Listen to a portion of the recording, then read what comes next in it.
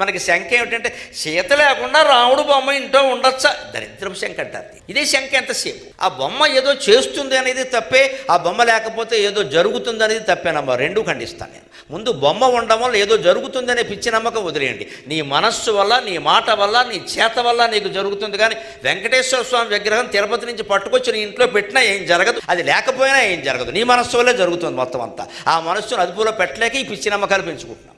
చివరికి ఆంజనేయ స్వామిని ఈశాన్యంలో పెట్టాలా, విఘ్నాయకుడినేమో అక్కడ. ఈ పిచ్చులు కూడా పెరిగే బాగా.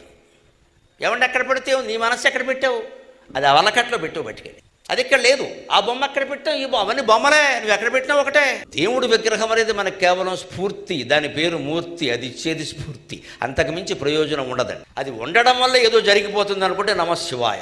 ఎప్పటికీ ఆ అజ్ఞానాన్ని అంగీకరించాలి. శుభమో జరగదు, అశుభమో జరగదు. రెండిటికీ విగ్రహం కారణం కాదు. మహిమలన్నీ మన మనస్సులో ఉంటాయి, విగ్రహంలో ఉండవు.